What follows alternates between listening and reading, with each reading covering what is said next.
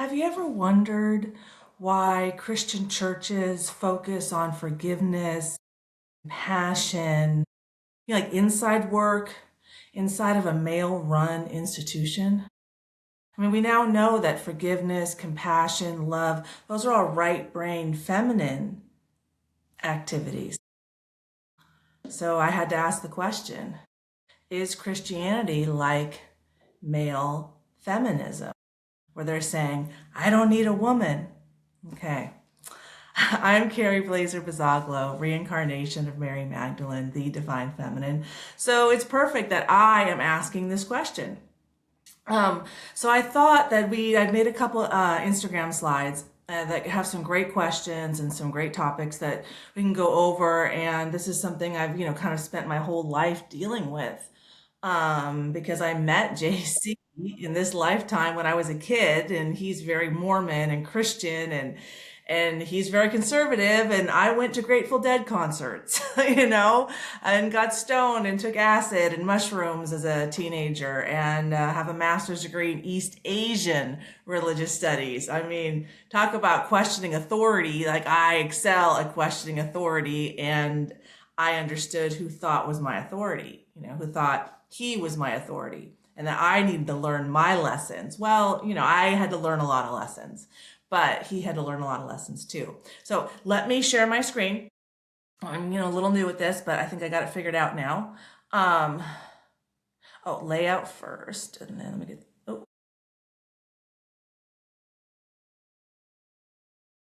now screen, and here's my Instagram. So yesterday I made this post, is Christianity like male feminism? Just kind of exploring this topic. I said, when Christianity institutionalized femininity by housing forgiveness and compassion, those are right brain activities. The right brain controls the left side of the body. The left brain, which is logic and reason and knowledge and strategy and achievement and hierarchy, controls the right side, the right hand, right? The right side of the body. So by housing forgiveness and compassion in the church and Jesus' soul, a male soul, as well as teaching men they are the spiritual lead of the family, they basically said, I don't need a woman, and Native Americans will show us why. So this proverb is the dedication in my book, My Inner Heroine, Exploring Feminine Pain, if you want to understand, how I got to this point and how I got all this wisdom, like everything I went through to figure myself out and then teach others. That's my book. I published it about a year ago. A woman's highest calling is to connect a man to his soul so he can unite with source. A man's highest calling is to protect a woman so she can walk the earth unharmed. Women do the inside and men do the outside. I mean, women, right brain is self-love. It's internal work. When I model how to love myself to my children, that's how they learn. And we have to learn how to love ourselves first, because that's the model for every other relationship. If I don't know how to love myself, then my cup of love is, not full at all. And then I'm pouring from my fear and my shame and my guilt. Okay, so it's the mother's job to help the child learn how to calibrate their nervous system. The women, as physiologically, we have a far more robust nervous system than men. And so we are physiologically designed to mirror this to our children and be super sensitive and pick up on their nervous system. So when children are raised in healthy families where the center of the family, the woman, the emotional center, has a nervous system calibrated to resonate with love, compassion, and enlightenment instead of fear, guilt, and shame, which are the abusive families, then those children go out and they're not the ones getting anxiety and depression and rage quitting and acting out and screaming and crying in public. And they have self-control. They can make reasonable, grounded decisions. They understand that law enforcement's necessary.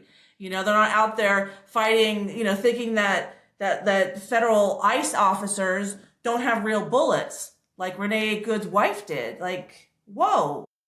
Okay? So I highly encourage us all to kind of think about, how we got to this point, because I, recently made another video that asked the question, what do white female protesters, the patriarchy, and Christianity have in common? About almost 2,000 years ago is when imperialism started in Europe. White men started creating structure and hierarchy. Then Christianity was created, and there's the development of the patriarchy. So women are rebelling against that, like I rebelled against JC in my childhood. He's going to Mormon church on Sunday, and I'm home getting stoned, planning how to go to a Grateful Dead concert. Going, you know? And men and women, we have to figure it out. What is a woman? What is a man? But if we think about what brings hormonal and emotional balance to a woman, it's all the right brain activities. And I spend most of my day in my right brain, and I'm very hormonally balanced, emotionally balanced. When men spend most of their day in their left brain, they create enough testosterone to create their emotional balance. So let's look at some more questions that I have here, Christianity questions, I call them. Is Christianity institutionalized femininity as it is where compassion and forgiveness are located, right? And so why aren't women allowed to speak there? Because now men have taken control over compassion and forgiveness. You can go pay a church to do it. Like my next question, is Christianity a control mechanism for rich white men where they can pay the church to forgive them for actions their women won't? Well, as we see the rise of imperialism and kings, one king has multiple women. So if he wants to experience, forgiveness, then he can pay for it at the church. Oh, wait, he's in charge of the church too. But if you listen to Native Americans who are very spiritual, right? They understand a lot. They understand that the feminine, the woman, is the spiritual connection. The emotional center is the spiritual center because our souls are an energy body that communicate via emotions. And femininity goes first, right? So women drop their handkerchief, men decide what to do in a healthy environment. Women open, men act. When I open my heart to my emotions, the men can decide what to do. That's how I communicate. That's why communication is feminine. So, there's a lot to think about here as we self-reflect and how we're going to build a more perfect nation, for all of us, right? And who is all of us, right? That's an excellent question too. We got to think about who's legal and who's not. And a lot of progressives are missing the point with this, we're going to defund ICE. Let's just remember that in 2025, 2.5 million illegal aliens left the country, and our murder rate went down by 20% nationwide, the biggest drop in U.S. history. Biggest drop in U.S. history. So, so what do these people want? They want illegal aliens and they want crime, but then we're going to not have authority. Like it just doesn't, they're just reactive as opposed to having a long-term plan. So why does Christianity locate heaven and God outside of oneself in a different locale?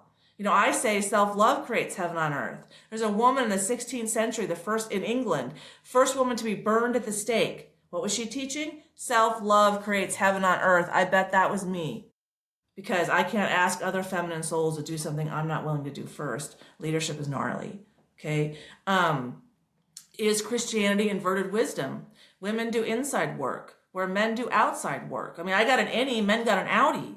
Men can regulate their body temperature 25% better than me. Hence, they can be outside in the heat and still be able to do work. They're designed for the outside. Compassion and forgiveness are inner work. And emotional wounds create inverted wisdom. With the suppression of the feminine and the rise of imperialism, who is processing emotional wounds? If we can't control the women, right? Connected to God and get wisdom and can just talk about it and not seek our approval, we can't control them. Are they healthy? Are those men healthy? But then you got to ask yourself, if women are the emotional center and men are kind of the orbiters providing and protecting, if the center is out, the orbiter's way out. And the center's in, then the orbiter is, providing and protecting nicely. So I had to figure that out in the past 2,000 years with JC's soul. How can we come into an alignment? And I'm only in alignment now. And why now? Well, the Mayans are going to answer that question for us. In 2012, it was the end of a Mayan time cycle. People talked a lot that 2012 was the end of time. No, end of a time cycle. And the time cycle we're in now, the time of self-healing, the time to understand that self-love creates heaven on earth. That's what Mary Magdalene and her wisdom was trying to teach, but she couldn't go out and talk, so Jesus did. But she wasn't emotionally balanced enough to create a man who was emotionally balanced enough not to yell and scream in the temple and get himself killed. And they crucified him on the Sabbath, which is feminine time in Judaism, and they were both Jews. So you think she wasn't being punished? Of course she was. Of course she was, right? But let's all, self-reflect and think about what's really happening here. And,